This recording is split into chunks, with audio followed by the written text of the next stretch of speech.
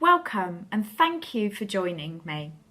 If you would like to contact me, you can do that via LinkedIn under my profile Samantha Tarr, and that's TARR, or samantha@samanthatarr.com. I would love to hear from you and share the opportunity. So I'd like to just give you some of my background and how I've got to where I've got to now, and really what has helped me to do that. I've always been an independent business owner within the realms of the beauty industry for all my working life, so that's been nearly 30 years now. I live on the south coast in the UK. I have a national level sports background that in my early 20s I went from starting a sport to getting a place on the England squad within 4 years.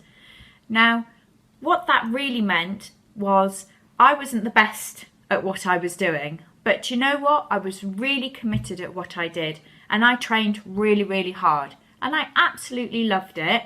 It was tough, but it was well worth it, because all the things that I learned from that then and how I had to train to get to that point actually has followed me into my working life and into my future, and they're all things that I can pass on to other people, but also to my family.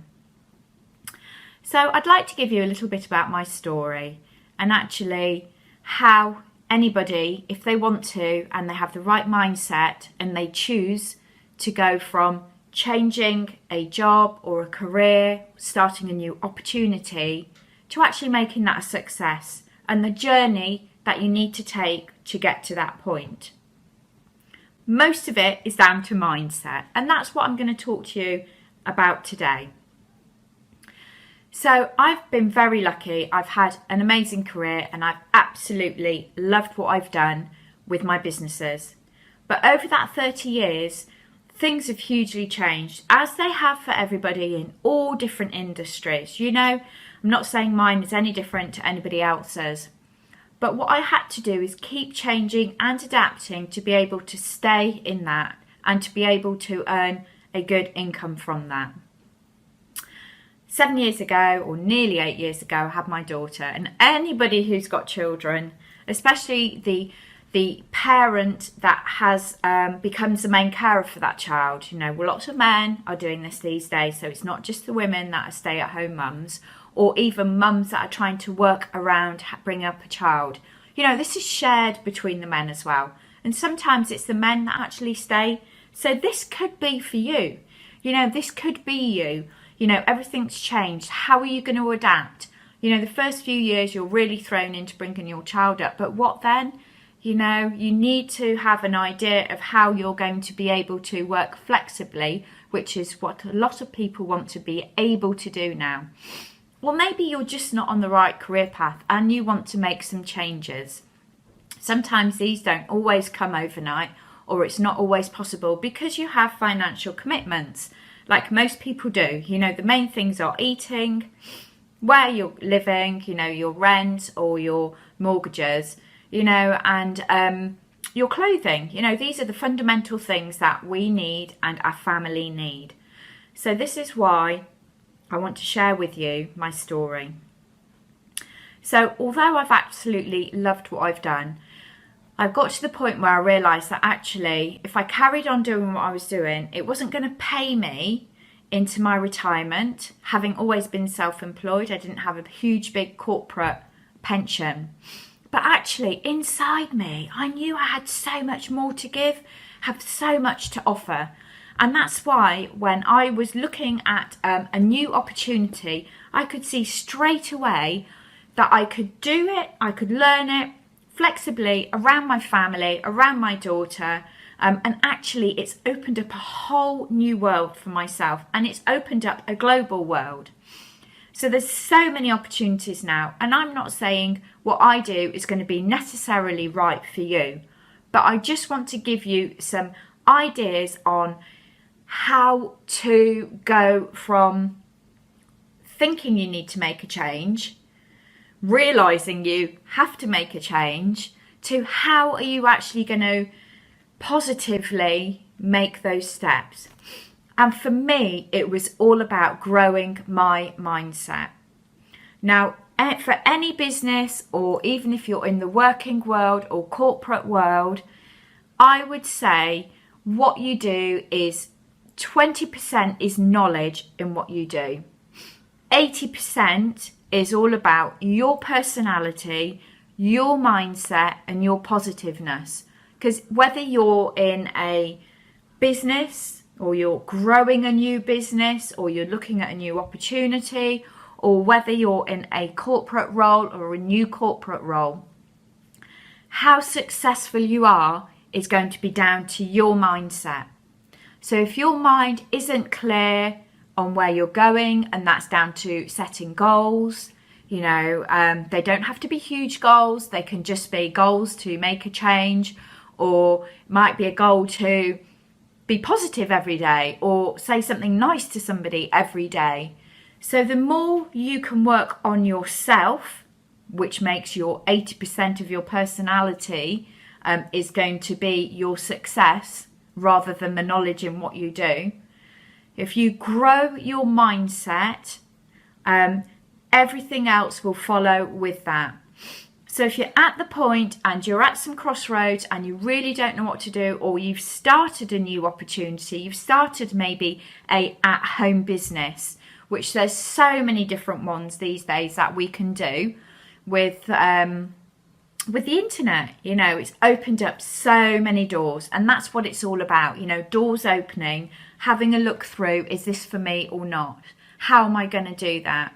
And I can honestly say, if I went back and I look back 20 years to when I did my national sport, I never ever started that thinking I wanted to get a place on the national squad. But actually, I trained really hard. I was really consistent and really focused. And that, in a very short period of time, got me a place on the England squad. So I now transfer all of that into my working life, and I know anything I set my mind to, that I will succeed in that because of my consistency. So a lot of people are going to say or think you need to be really motivated to succeed in your high-flying corporate world, or to be, really motivated to succeed in your new business. You want to get your new business venture off the ground. We all know it takes 2 years or more to really lay the foundations of any business.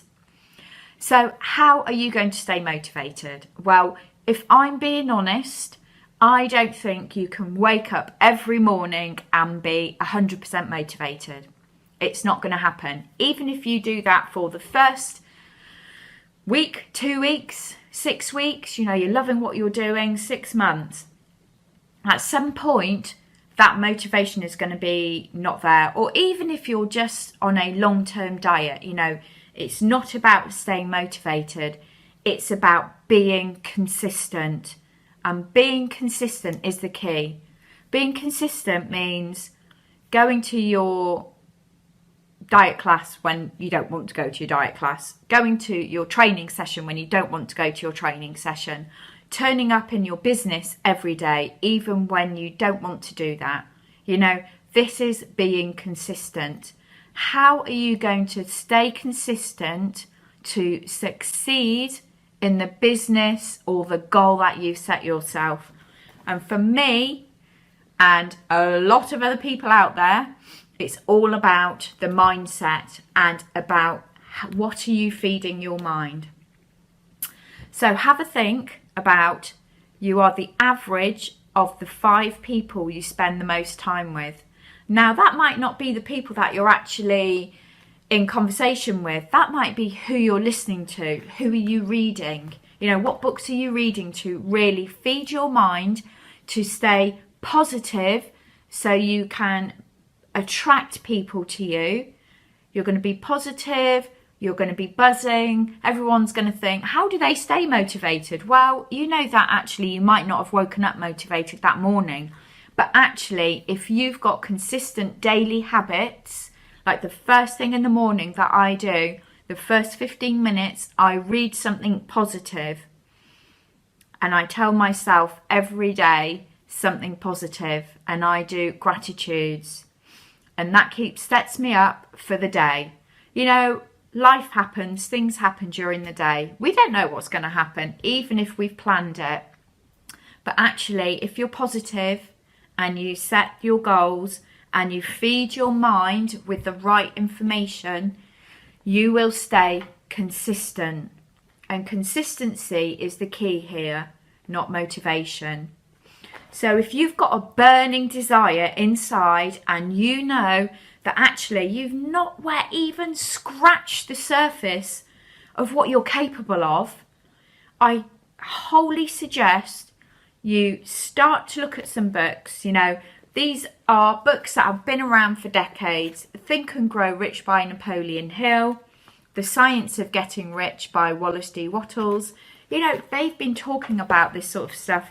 It's all about feeding the mind with the right information and being positive, and your personality is going to attract the people to you, and it's going to give you that vibe when you're out and about, you're working on your new business venture, or you're in your corporate role. You know, people are going to be attracted to you, whether you've woken up in the right mood or not, because we all know with the seasons, we all have moods, you know, that's just normal. It's about how you put yourself into action every day.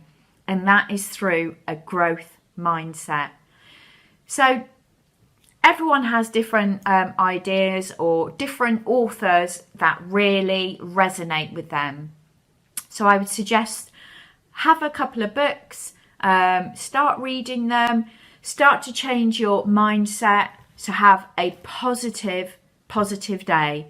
And I can honestly say, year on year, my business has grown, and I've grown, and I've changed year on year, because I've made my mindset my most important thing, and everything else will follow. So I hope you've enjoyed that. I hope it makes sense. If you are at the point where you're open and looking for something different, then please feel free to contact me, samantha@samanthatar.com, and I would like to share with you what I do. And thank you.